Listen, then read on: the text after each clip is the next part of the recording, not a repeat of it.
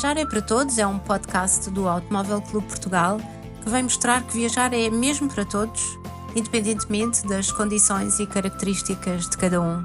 Eu sou a Sofia Martins, sou autora do blog Just Go by Sofia, sou paraplégica, adoro viajar, já visitei mais de 40 países e concretizei o sonho de dar uma volta ao mundo. Aqui trago convidados com outras visões e outras necessidades, esperando contribuir para que outras pessoas descompliquem na hora de escolher o destino e partir. Este podcast tem o patrocínio da Max Finance. A minha convidada de hoje é Raquel Morgado. Olá, Raquel, bem-vinda. Obrigada por teres aceitado fazer esta viagem comigo hoje. Vamos fazer o check-in? Vamos. Obrigada, Sofia. E se tivesses que escolher um destino para partirmos agora neste momento, por onde é que íamos? Íamos para a Islândia. Maravilha, para mim um ótimo destino. A Raquel é uma viajante experiente, a sua forma preferida de viajar é de mochila às costas. É técnica de radiologia, viveu até aos 6 anos na Suíça. Mais tarde viveu durante 5 anos com o marido em Angola. E em 2017 largaram tudo e partiram numa grande aventura, numa volta ao mundo. Nessa altura começaram um blog onde partilharam as experiências que iam tendo ao longo dessa viagem. Em 2021 passaram a viajar a 3, com o nascimento da primeira filha, e a partir de agora as próximas vão ser a 4, porque a família acabou de aumentar. Raquel sofre de doença inflamatória intestinal, colite ulcerosa, mas nada disso a impede e vamos perceber porquê. Raquel, antes de mais, não posso não começar por essa aventura. Como é que é largar tudo e partir numa volta ao mundo? Não é difícil se uma pessoa se organizar antes, e posso dizer que ter trabalhado em Angola foi um privilégio para os dois, porque obviamente que fomos para lá para ganhar mais e portanto a parte financeira estava mais salvaguardada. E quando decidimos voltar para Portugal, para nós fazia sentido gastar algum desse dinheiro poupado a aproveitar um bocadinho esta passagem da África antes de regressar à Europa. Por isso não foi, já era uma coisa que nós já conversávamos muito. O Tiago tinha muita vontade de ter feito isso mais cedo, porque como tinha feito Erasmus na Dinamarca, é uma coisa que se vê muito nos países nórdicos, aquela paragem, às vezes sim. depois do secundário ou mesmo quando acabam os cursos, e ele tinha essa vontade. Eu é que tinha aquela ideia, se calhar mais portuguesa, aquela mentalidade mais da estabilidade, porque tinha um bom emprego, como tinha dupla nacionalidade em Angola. Ele é que estava assim mais a prazo como estrangeiro, como expatriado, mas acho que não foi uma decisão difícil de tomar. Mas iam mudar de qualquer forma, não é? Sim, exatamente. Iam regressar a Sim, Portugal, sim. por isso foi só ali Foi só aproveitar aqueles meses antes de voltar para fazer alguma coisa que gostávamos muito, que era viajar. E como é que foi? Por onde é que passaram? Onde é que andaram? Eu sei que a volta ao mundo Não foi volta ao mundo. foi interrompida, não é? Como é que foi? Eu vim primeiro para Portugal e comecei-me a dedicar bastante a organizar, a fazer planos, a pensar nos países, a ter aquela atenção de por onde é que queríamos passar e como é que estava o clima em cada sítio, para perceber qual é que era a maneira mais inteligente. A maior parte das pessoas começa pela Ásia porque é mais barato e é inteligente porque isso faz render o orçamento. Para a altura em que nós íamos partir, não era a melhor opção, porque depois ficávamos com as estações do ano todas trocadas. E para aproveitarmos a América do Sul, tínhamos que começar pela América do Sul. Portanto, a opção de escolher pelo clima depois tornou-se menos inteligente na parte financeira, porque são países e uma forma de viajar muito mais cara. Mas foi uma surpresa, uma aprendizagem para os dois. E foi uma emoção, e depois foi aquela coisa dos planos. Os planos nunca são como nós temos. Nós tínhamos planeado um ano inteiro e desistimos, não é bem desistir, mas voltámos ao fim de 5 meses. Sim, portanto não concluímos a volta, acabámos por fazer só a América do Sul e a América Central e depois voltámos. Porque lá está, se calhar Angola é que nos trocou um bocadinho as voltas, a economia, tanta coisa, mas não... acho que pensando assim, não me arrependo de ter interrompido, porque acho que viajar durante um ano não é tão glamouroso como parece quando Sim, fala assim sim. isso. Perde-se muita coisa e acho que foi se calhar a forma melhor para nós. De qualquer maneira, a volta ao mundo continua, não é? Sim, Porque sim, uma pessoa não só deixa não foi não deixa de conhecer o mundo por causa não disso. é? Sim, sim, Eu acho que estamos sempre sim. a dar voltas ao mundo. Olha, diz-me uma coisa, falaste há pouco da organização e como é que é organizar uma volta ao mundo e planear tudo isso é complicado? Eu acho que varia de pessoa para pessoa. Sim. Há Vocês pessoas. viajam de mochila às ou pelo menos viajavam, não sei agora. Eu até, dependendo do destino, até agora com as miúdas, gosto mais da bagagem de porão porque Pois. sinto que preciso das mãos livres para elas. E é muito mais coisas. Sim, mas a mochila às costas dá uma leveza quando é este salto de para ali Claro. e para ir para andar de autocarro, de táxis, é um método que funciona em todo lado, porque as rodas depois acabam por ser chatas, tem que se puxar e é um apetrecho um bocadinho diferente da mochila que vai mais agarradinha a nós. Mas eu acho que depende muito da pessoa, porque eu sou uma pessoa com bastantes ansiedades e preciso de pensar muito no futuro e em todas as hipóteses. E para mim é um bocadinho estressante no sentido em que, mesmo sabendo que as coisas vão mudar, eu quero saber mais ou menos onde é que eu vou estar daqui a um mês. E naquele sítio o que é que eu posso visitar e quanto é que me vai custar. Preciso de fazer assim um bocadinho esses planos, mas cruzámos-nos com pessoas que não querem saber, que Claro. vão sem dinheiro e aonde ficar e o tempo que lhes apetecer e tudo, sem nada reservado. Eu preciso de um bocadinho mais organização. Então, e os países por onde passaram? Nós entramos por São Paulo, portanto começámos no Brasil porque era mais barato o voo, e depois fomos descendo até o Ushuaia e depois fomos subindo. Claro que depois ali entre o Chile e a Argentina, por causa da parte montanhosa, acabámos por fazer muitas vezes Argentina-Chile, Chile-Argentina, porque não dava às vezes para subir o Chile todo naquilo que queríamos fazer. E de autocarro? Sim, de autocarro, sempre. Nessa altura, sempre nesse local, sempre de autocarro, porque os voos eram muito caros. Sim, pois. Só recomendo aí voos para quem vai em viagens muito curtas. Quem vai 15 dias para a Argentina, aí recomendo que façam tudo de voo. Quem vai com tempo, os autocarros são bons e mesmo assim são caros. Sim, sim, sim. Apesar de tudo, são caros. Mas acho que é uma forma boa de se conhecer aqueles dois países que são incríveis.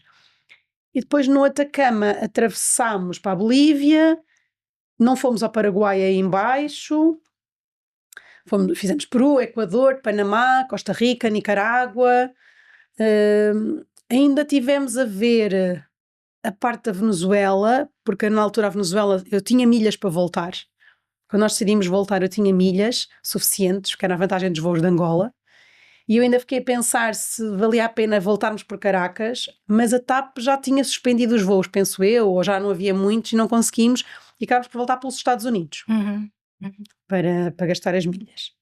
Mas fizemos, agora já não me lembro, mas fizemos bastantes países e bastantes cidades. E o momento alto? O momento alto eu acho que é talvez Machu Picchu. Claro, não conheço. Gostou imensa subida.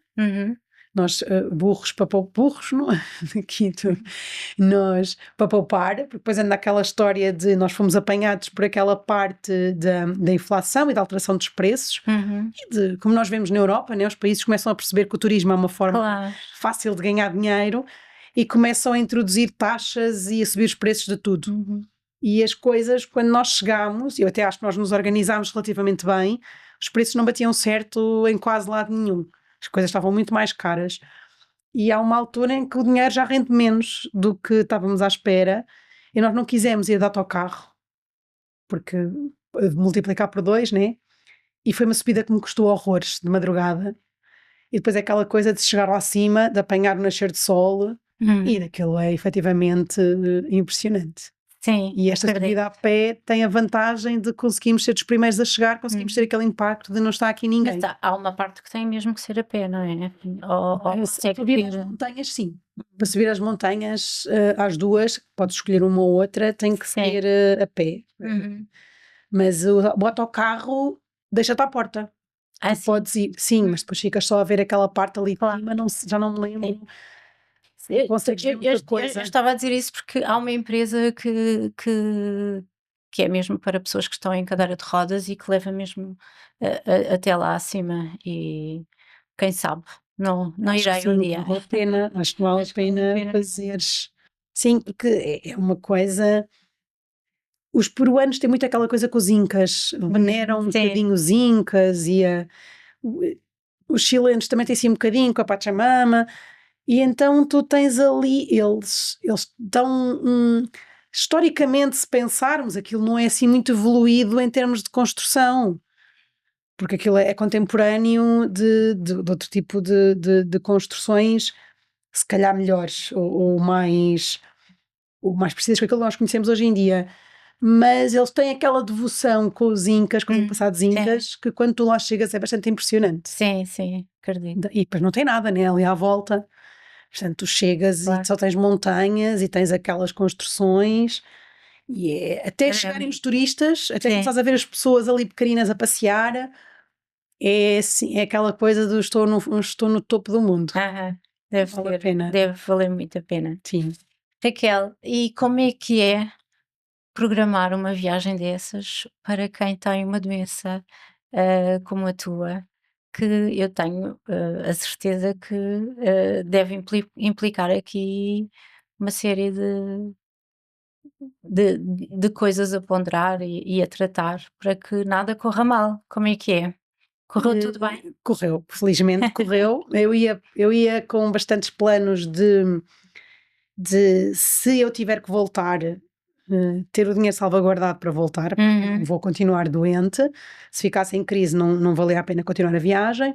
Tinha levado medicação habitual, bastante, que até por causa dessa medicação foi parada várias vezes em fronteiras nos raios-x. É isso que eu te ia perguntar. São como é sacos muito Sim, grandes. Eu tirei as caixas e pus tudo em aqueles tipos ziplockers, aquelas embalagens transparentes, e depois tinha uma receita em português, e como era América Latina, como nós íamos começar, nem sequer me passou pela cabeça levar em inglês. Hoje em dia eu olho e penso, levei só em português, uma declaração do médico a dizer que precisava daquela medicação. E uma receita. E basta uma declaração do médico, não é preciso mais nada para levar. Depende de quem tu apanhares. Depende dos países ou Ali naqueles países eu não tive problemas, porque era muita quantidade. Eu levava Sim. cerca de 4 quilos em saquetas e é a medicação em quantidade. Eu levava para 8 meses. Para não ser obrigada a voltar, Aham. eu levava bastante medicação. E sempre no bolso de fora da mochila, no de cima, fechado a cadeado, para quando passasse no raio-x, que dava sempre imagem, se me dissessem alguma coisa, para eu ser facilmente Sim, retirada claro. e mostrar. E, portanto, foi a parte de tratar da medicação, falar com o meu médico para ter medicação em quantidade, o ir vendo mais ou menos como é que eram os destinos, saber como é que eram a parte. Não fui à parte de andar a verificar como é que eram os hospitais, mas de saber como é que essa parte funciona, de fazer o máximo de vacinas possível. Já tinha muitas por causa de ter ido para Angola. Eu antes de ir para Angola eu era militar. E por isso tinha feito muitas vacinas no hospital militar da primeira vez que decidi ir a Angola. Na altura elas não se pagavam, a febre amarela e etc. A febre amarela não fiz por causa da medicação, mas as outras todas que havia possíveis, fiz todas, que eram todas de graça por via militar, então fiz bastantes vacinas. Mas a parte da medicação foi preparar isso. E foi essa parte de estar sempre ter um bom seguro de saúde. Na altura fizemos com a World Nomads, que não cumprimos muitas vezes, mas a minha questão era sempre pedir ao Tiago que os alojamentos, porque era ele que organizava essa parte, sempre que possível tivessem casa de banho privada. Claro. Porque a doença inflamatória intestinal tem a ver com o intestino, né? E sentia-me mais confortável se eu soubesse que a casa de banho seria só minha caso precisasse. Tive sempre algum receio nas viagens de autocarro, porque na Argentina e no Chile e mesmo no Peru muitas vezes eram viagens muito longas, Claro. naquelas casas de banho, mas nunca tive problemas. Porque eu também acho que a minha colite tem muito a ver com a parte emocional e o stress. Uma viagem dessas, andas a viajar por prazer, a tua carga de stress, se não te acontecer nada, né? é muito mais Se baixa. apanhares um susto com alguma coisa pode-te Eu pensei que sim, afetar. foi como aconteceu 2 vezes na gravidez, nas 2, aconteceu-me sempre isso de um pico de stress, Sim, desencadeia sempre o início de uma crise, sim. porque a minha doença é muito emocional para mim, uma coisa que mexa muito comigo vai sempre destabilizar ali a parte do Claro, intestino. claro. E isso pode acontecer em viagem em qualquer lugar, não é? Sim, sim. Não é muito possível controlar.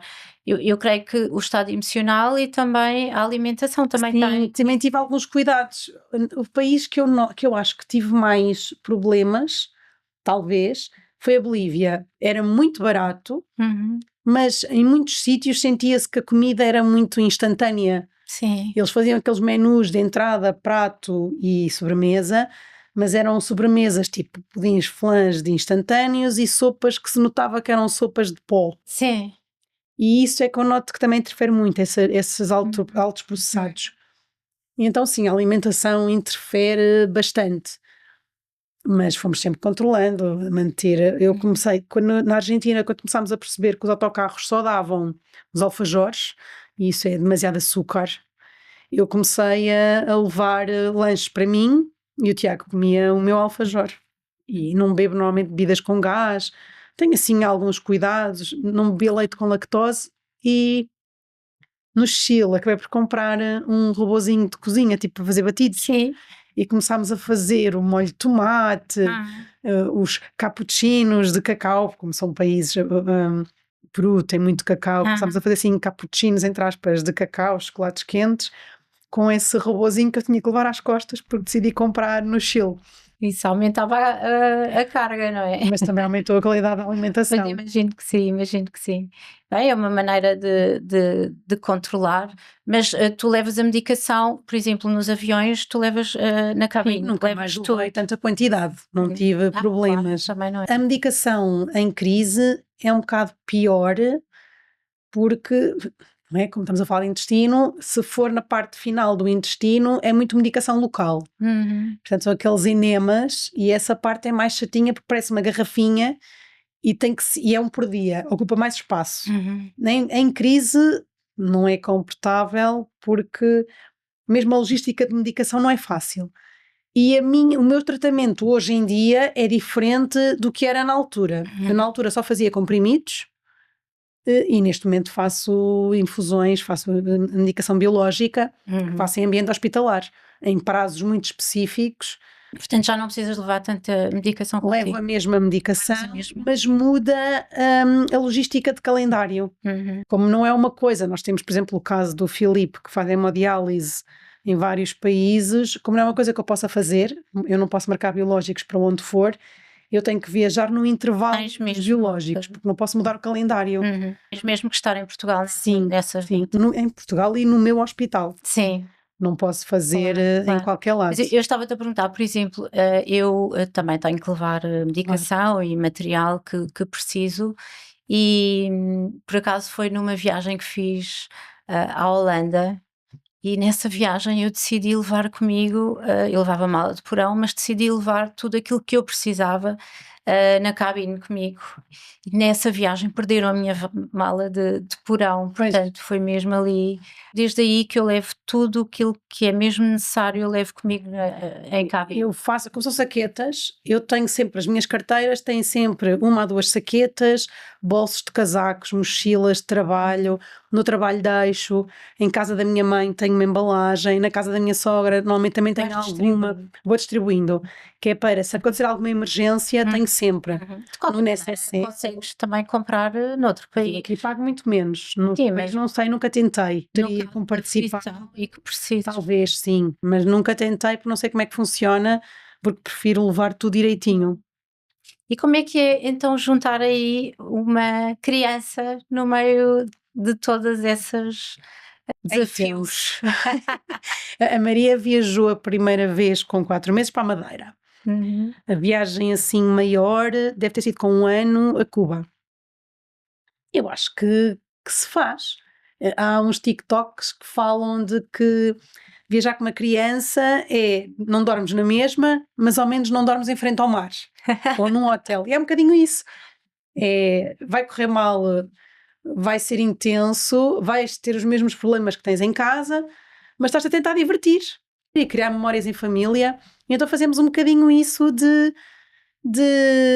vai ser custoso, vai haver momentos complicados de gerir, não vamos descansar porque imagina, basta um hotel que não tenha cortinas que sejam muito opacas, entrar um bocadinho de luz, que eles acordando já nos consegues voltar a pôr a dormir porque é de dia. Claro. Ou ser um fuso horário muito diferente, vais ter sempre problemas, mas é o assumir que mesmo tendo problemas que vai valer a pena.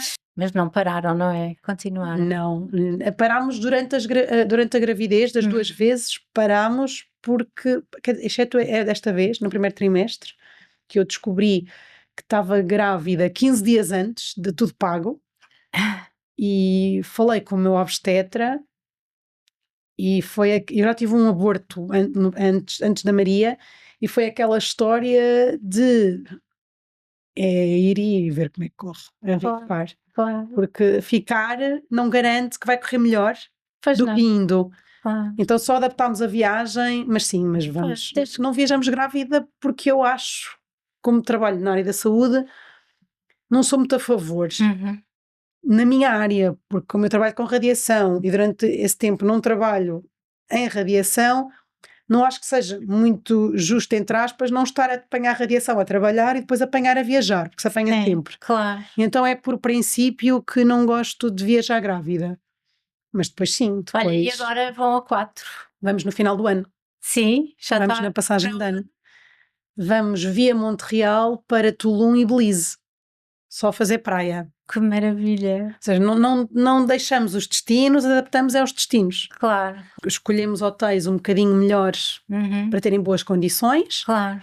E tanto em Zanzibar, que foi quando fui grávida, como agora no Belize, não vamos, por exemplo, visitar as ruínas, pelo menos eu não vou, porque achamos que não vale a pena estar a arriscar os mosquitos e essas coisas todas com uma criança tão pequena. E vamos, mas condicionamos, claro, à realidade. Olha, mas a tua doença também te condiciona a escolha do destino? Poderia não condicionar, eu deixo que condicione. E ontem estava a falar disto, e já falámos várias vezes disso, que é, eu não sei se vou à Índia. Como eu.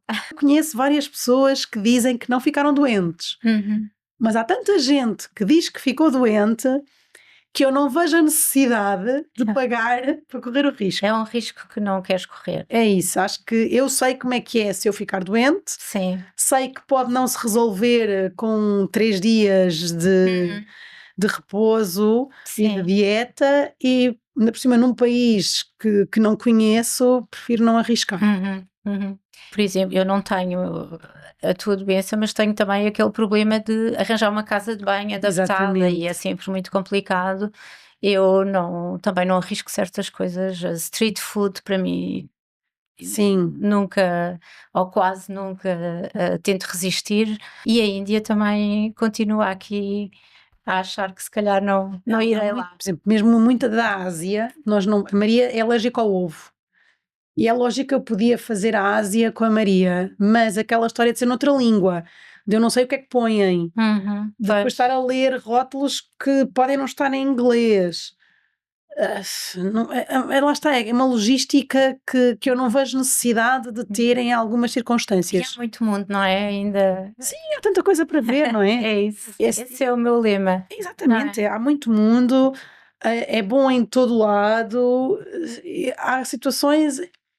E lá está, eu trabalhei em Angola, já vi pobreza, porque há pessoas que vivem de uma forma muito rudimentar em África, e já vi lixo, não vejo a necessidade para mim, não sinto que me transformasse ir à Índia, ver aquela pobreza, acho que não me iria...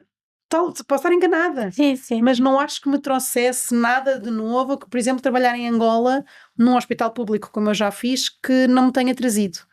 Por isso não vejo, assim, gosto quando vejo o Taj Mahal, acho piada e penso, se calhar ia gostar. Claro, Goa, já pensei que se calhar ter o seu encanto. Se calhar só Goa é um país, é uma zona do país que se consegue fazer bem. E terá com certeza zonas melhores do que outras e mais fáceis, E não é? com dinheiro consegue-se fazer tudo, né? Claro, claro. Depende de quanto é que tu queres gastar. Raquel, estamos a chegar à Islândia. Porquê a Islândia? Já lá foste ou é um destino onde querias muito ir?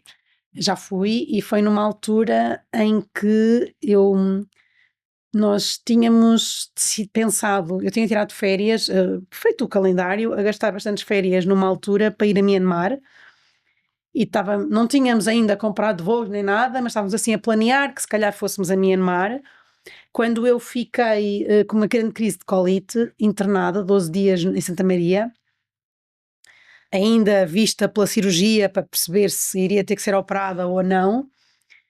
E quando tive alta, e foi quando comecei a fazer esta medicação diferente, quando tive alta tinha os dias de férias marcados, que não podia desmarcar.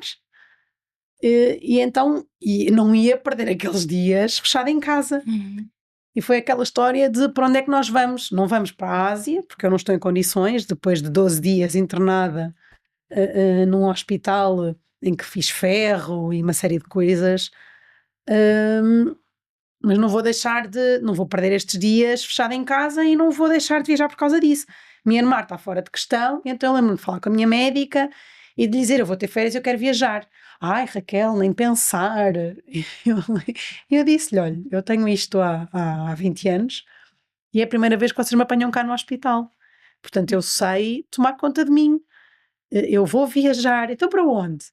E disse-lhe, não sei, Açores, Islândia, para a Europa. E então foi aquela história de olharmos um para o outro e pensarmos, pronto, vai ser a Islândia. Temos as férias, é um país que vale a pena, é uma boa época para começar a ver, foi em outubro, novembro. Outubro. É uma boa época para ver as auroras boreais. Portanto, Muito frio. Sim, sim, frio. Custou-me algumas subidas, Sim. porque ainda ia um bocadinho debilitada, mas foi aquela coisa, aquela viagem de regresso à vida normal, à vida antes daquele internamento, que foi uma feita novidade para mim. Só voltei a estar depois internada após partos. Escolhi a Islândia por ser esse destino que aquelas férias de depois e que no fundo mudam a forma de viajar, porque foi a primeira vez que eu viajei a ter que encaixar o destino naquelas semaninhas do intervalo do medicamento. E a Islândia é um impressionante, país é um lindíssimo, país bom não é? é um país bom para viajar. Muito caro, mas muito bonito. Eu acho que como em tudo consegue sempre viajar de uma forma aceitável. Mas querendo ficar em quarto privado, querendo conhecer a ilha toda, que foi o que nós queríamos, querendo fazer tours que eu acho que num país daqueles são quase imprescindíveis, gasta-se dinheiro. E depois é aqueles Sim. pequenos luxos do café. Beber um café na Islândia é como na Suíça, é um luxo. Sim, eu acho que não bebi. Nós depois damos como garantido. Mas sim, mas é um país lindíssimo e eu fui em agosto e já apanhei muito frio, portanto imaginem em Mas eu outubro. tenho essa ideia que é sempre frio, não é? É muito frio, mas com sol sempre se vai fazendo. E muito vento, não é? Para mim foi Sim. assim, o que mais me chocou foi o vento. Sim, eu acho que o sítio onde eu apanhei mais vento foi no sul. Eu fui mesmo em Reykjavik. Em Reykjavik nem tanto, mas no sul sim. Apesar de ter gostado muito, de que tem algumas coisas, tipo aquela armadilha de turistas, que é a Lagoa Azul. Eu acho que a Sim. Lagoa Azul é uma água termal, uma piscina espetacular, mas eles têm muitas lindas pelo país Muitas inteiro outras, sim. e algumas grátis. Sim, sim, sim, Portanto, sim. não Eu não fui a necessidade nenhuma, de mas gastar sim. aquele dinheiro. Nós fomos Claro. muito às públicas também. Sim. São como se fossem piscinas municipais. Mas temos aquela tentação do viajante de fazer sempre aquilo que todos os outros fazem. É. Não é praticamente só gastar dinheiro, mas gastas muito mais. E conseguiram giras para ver as auroras? Conseguimos. Sim. Conseguimos.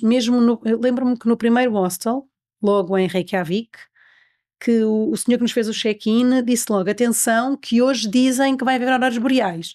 Na porta, não sei onde, não sei se era na cozinha, nós temos um papelzinho que explica o que é que instalam as aplicações e dá assim uma pequena explicação de como é que tiram as fotos na máquina para conseguirem fotografar as auroras boreais. E nós fizemos isso tudo e vimos um bocadinho. E depois, durante o resto da viagem, vimos... Acho que a primeira vez que vês é aquela coisa de... Parece que o céu está a dançar, que os anjos estão... Mesmo que não se seja uma pessoa religiosa, Eu acho que, para mim, que sou cristã, olho e parece que vejo os anjos dançarem no céu a festejar, porque é uma coisa impressionante que as fotografias não dão. Eu acho que não, eu não consegui ver, Sim, quero muito, é muito, muito interessante. mas para mim o frio é assim um obstáculo, mas Sim, há tours em que se calhar consegues ver dentro de um carro, mas aliás, nós chegámos a fazer entre cidades, estar quase a chegar ao destino, a um destino, e de repente vês que está a haver auroras boreais e paras, vamos esperar aqui meia hora só para desfrutar disto e depois seguir viagem. Porque a Islândia, não sei se tu fizeste a estrada 1 ou se sim, fizeste só a fiz um bocadinho, não Nós fiz a ilha toda. nós fizemos. No norte, tu tens zonas em que aquilo é bastante isolado. Tens uma quinta aqui, uma cidade ali e no meio não tens nada. Portanto, se tiveres a sorte de apanhar uma aurora boreal, vais conseguir ver bastante bem. Sim. Não sei se para eles terá assim tanta. Agora então, que eles têm tantos vulcões em erupção e tudo. Pois é. E o que é que foi mais espetacular da Islândia? Eu acho que as auroras As boreais. auroras. E nadar em Silfra. Também achei assim. As baleias também gostei, mas isso podes fazer em vários sítios. Sim. Fiz questão, eu até sou uma pessoa friorenta, de nadar nas placas, entre as placas, e apesar de não se ver nada, porque a água é tão fria que não tem vida, é aquela coisa de estou a nadar entre dois continentes, é bastante. É, é aquelas experiências irrepetíveis. Acho que nós já nos deixámos dessa coisa de contar países ou de querer fazer todos. Sim, claro. É mais aquela coisa de uma experiência que posso não vir a repetir. As experiências, não é? Sim, eu acho que é mais isso. Mesmo dentro de Portugal, mas seja onde for, é essa coisa de mais uma experiência que, se eu não repetir, está feita. Sim, em Portugal nós temos um país lindíssimo, com tanta coisa. Podemos fazer. E os próximos planos? Então, agora, Grandes planos. no final do ano é ir a Tulum e ao Belize. Depois será, talvez, voltar à Madeira com a mais nova, para apresentar à família, que tinha aquela família. Eu gostava de tentar este ano ir às tulipas, porque este ano vou ter que andar mesmo agarradinha aos feriados, porque vou mudar de emprego, talvez não tenha dias de férias, então tenho andado a ver mais os feriados, como é que dá jeito, e gostava muito de aproveitar ou a Páscoa ou o 25 de Abril para ir às tulipas. Mais uma ilha dos Açores, que acho que os Açores merecem, e são sempre destinos bons para fazer com crianças. Claro. E depois não sei. Se tu me perguntares, gostava de fazer imensa coisa. Gostava de ir a Cabo Verde, fazer Santo Antão, Fogo, São Vicente, fazer assim aquela parte, não Sal e Boa Vista, de ir ao Brasil, porque acho que conheço pouco do Brasil e o Brasil é imenso. Também eu. Mas depois não sei, o tempo parece que nos foge às vezes um bocadinho dos dedos. Continua a volta ao mundo, não é? Sim, devagarinho, a pessoa vai, não há pressa, aparentemente. O que é que a vida nos pode parar em Portugal. Em Portugal, sim, tenho sempre aquela coisa de não deixar de conhecer Portugal. Claro. Porque eu acho que se deve aproveitar para. Lá está, Portugal tem imensas coisas diferentes. Olha, eu em Aveiro temos a Festa das Cavacas, temos o Madeiro, que começa agora a época. Temos tantas coisas que em Portugal que não podem fazer e que não damos valor. E acho que vale a pena. Ok, Raquel, obrigada, foi um prazer. Continuem as viagens. Nos próximos episódios vamos abordar outras questões e outras condições e mostrar que viajar é para todos. Podem assistir este podcast nas plataformas habituais podcast, Spotify, Apple Podcast ou no site do Automóvel Clube Portugal.